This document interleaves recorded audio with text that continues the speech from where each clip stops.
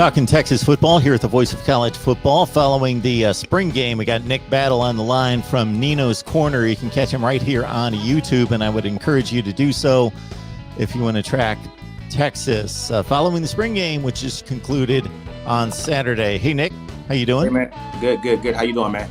I'm doing well. Would love to hear the Texas take, because I was just telling you before we started to record, I couldn't watch the game. I was trying to cover as many games as possible on Saturday, but do not get the Longhorn Network. So yeah, I'm in the dark concerning some Texas spring game. So, of course, everything starts at quarterback with this battle going on. So everybody's going to want to hear your take on that part of it. Yeah, man. So definitely, man. So it's Casey Thompson versus Hudson Card. Everybody wants to know who is going to get the job. So Casey came out with the ones first off, and he looked really good. I mean, he looked really good. First quarter was amazing.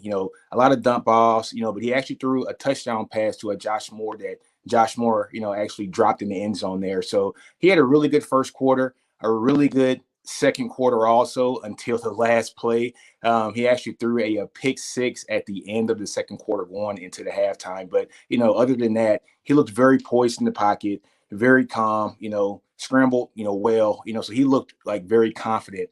Hudson Card didn't look too confident in that first half, but as the game went on, Hudson made some throws that were, no kidding, some NFL throws. He threw a pass to Marcus Washington, I think in the third quarter, where like only his guy could actually go get the ball.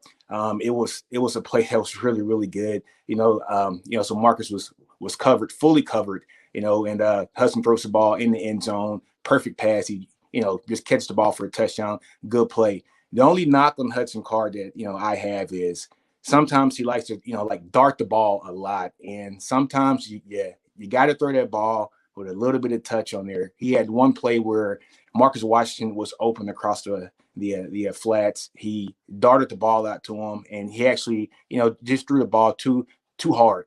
If he would have just softened that ball up a little bit, Washington catches that ball, and he's off for like 30 yards or so. But his receivers didn't do him any favors either. I think, let's see, Marcus Washington dropped the ball. Who else dropped the ball? Malcolm Melps dropped the ball. So his guys didn't do him any favors there in the first half. But, in the second half, Hudson Card definitely picked it up.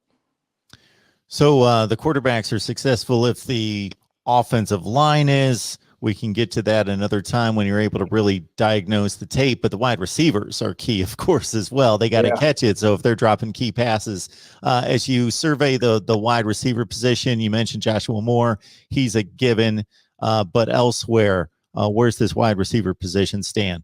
Man, the funny thing about this is the best wide receiver yesterday was Cobb Money, and he was a walk-on, actually last year. And Hudson Card, like, that must be his favorite guy. He has a bond with him when it comes to throwing the ball. He was hitting them across the flats. He was hitting them seam routes, post, the whole nine. So Cobb Money was his guy.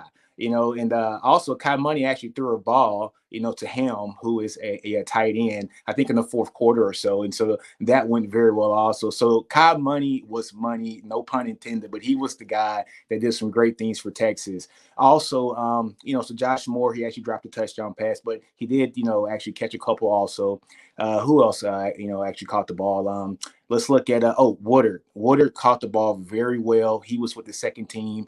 Hudson Card had a couple of really good throws to him. I mean, some darts to, like some darts on the sidelines to him. Jordan Whittington is another guy who I think Texas fans are still going to be very high on. He kind of reminds me of, I'm not going to say that he is like a Devin Duvernay guy, but he kind of, just has like that body makeup. He's the guy that was a running back his first year, swapped over to be, a slot guy, so now he is actually, once he catches the ball, he runs like a running back when he, like once he gets the ball. So he has a bunch of yak, just a bunch of yards have to catch. So he's one of those guys that's going to be really good here in this offense. But, but the guy who I actually was very proud of, man, is Troy Amiri. He's coming back from the ACL injury last year.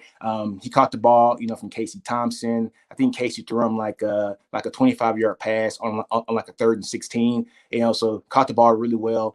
So it's just a good, just effort all, just from all the wide receivers all the way around.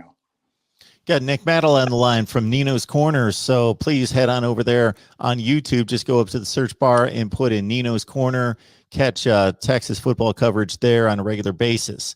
So, the one thing about the spring football is in terms of the physicality, it depends on how much the coaches allow as to how much is credible and can be evaluated, again, in the trenches, running game, those sorts of things. But when it comes to those wide receiver, defensive back matchups, it's pretty much like real football. They're going at it. Yeah. You can see who's going to win those battles. So we got the take from the wide receiver position. So flip it around to the DBs in regards to what you saw there, trying to keep up with the offense. All right, so DBs, man, the baby shark, Deshaun Jameson had a really good game. He's the guy who actually had that pick six on a Thompson. Also, just a note, guys, I was very shocked at this. I thought that the starting safeties were going to be B.J. Foster and Jaron Thompson. The starting safeties were Jaron Thompson and Brendan Schooler. And guys, if you know anything about Brendan Schooler, he was a transfer last year. He, actually played in the slot.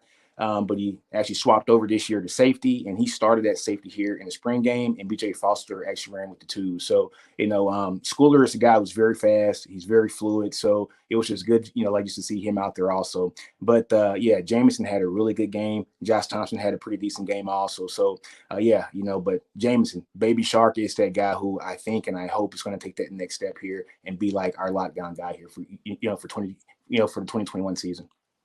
Nick, we appreciate you stopping by, breaking down Texas football after the spring game.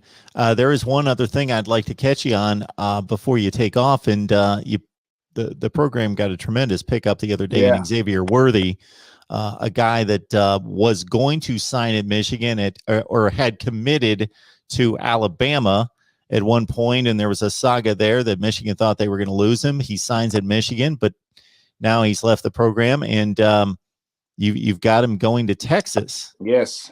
Great pickup for Texas. Texas fans were really mad just about maybe like a month ago, so we lost Evan Stewart, so he's from the 2022 class.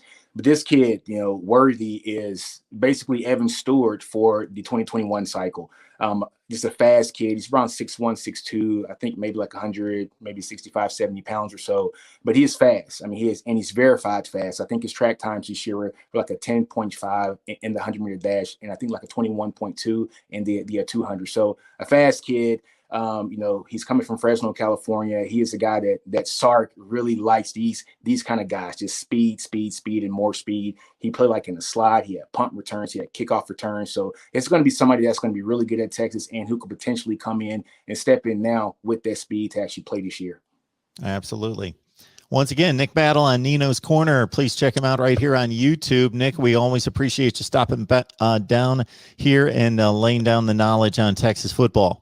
All right, man. Thanks, Mark.